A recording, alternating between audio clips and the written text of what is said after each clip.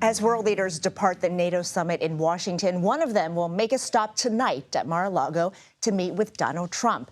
Viktor Orbán is Hungary's prime minister, a problematic NATO ally who has also become an icon within certain factions of the American conservative movement. His political director spoke with our Margaret Brennan ahead of that meeting. Your prime minister, is he delivering a message that comes out of his meetings with Vladimir Putin and Xi Jinping? Is he delivering one to Mr. Trump?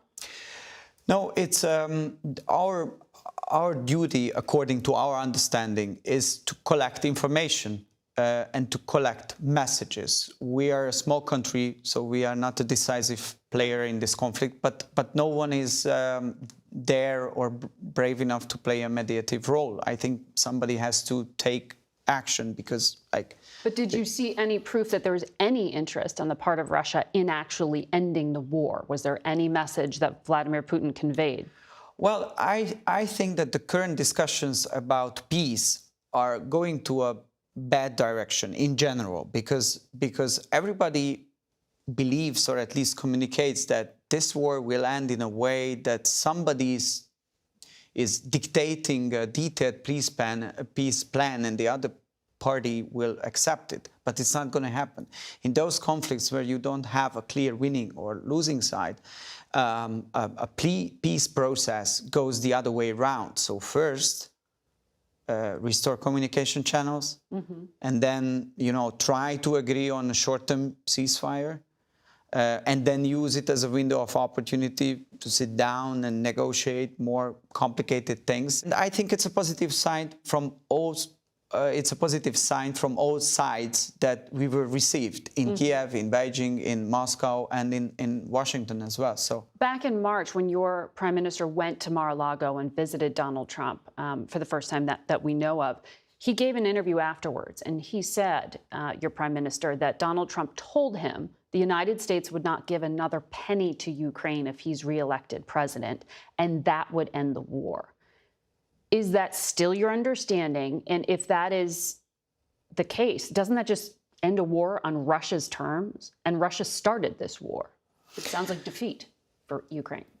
Well, but Donald Trump, when he was a president, we have first-hand experience. He was a president for like 4 years. And back at that time, the entire world was a more peaceful and stable place. He did have really big diplomatic success in Middle East, Abraham Accords. There was no conflict in Ukraine. So what we experience is that he is capable of doing something, and he's capable of stopping the war.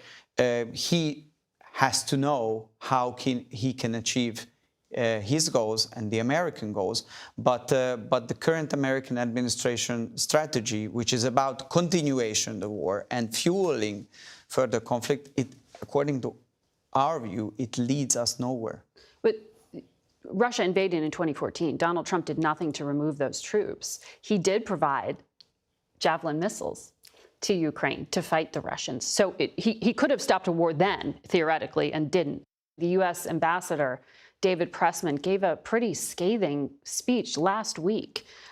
He said no other ally or partner of the United States is overtly and tirelessly campaigning for a specific candidate in the U.S. election, and is convinced it only helps, and he thinks your prime minister is convinced it helps Hungary, or at least helps him personally. I'm not sure which. Which is it? Well, me neither. So we are not campaigning for anybody. We are just European allies, and we are here to explain what the consequences of American policy decisions... Your prime minister has endorsed Donald Trump. American policy decisions are on us. This is what we do. And we are very open in that the previous administration, their policy decisions were much better for Europe, according to our understanding, and for Hungary than the current administration decisions.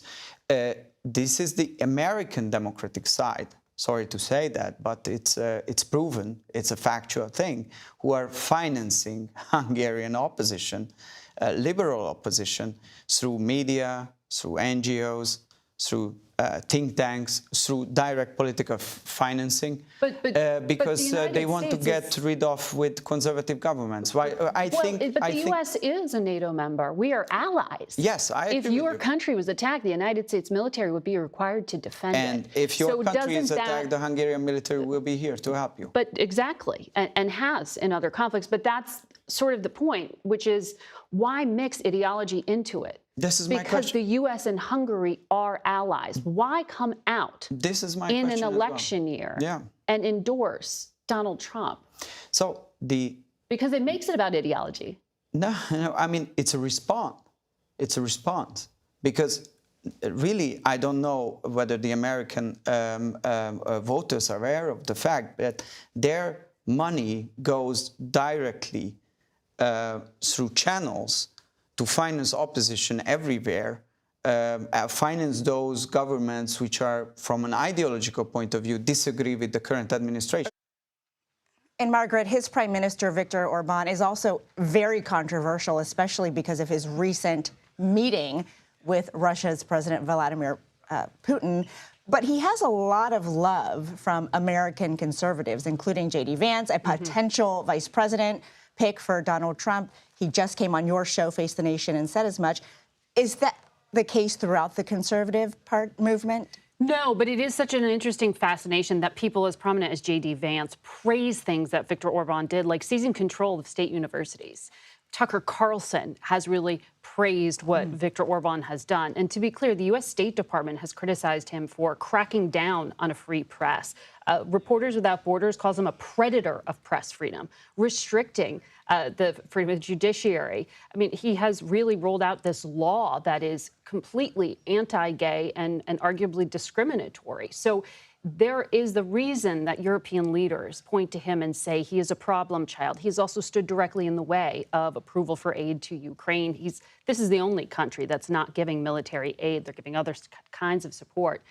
But this is one of those contrasts you're seeing in the conservative movement. It was Leader McConnell who went to the floor of the Senate in March and said to conservatives, this is not who you take your cues from. He's cozying up to Xi Jinping, Vladimir Putin, and Iran, something that Director Orbán pushed back on, saying this is all with an interest of peace.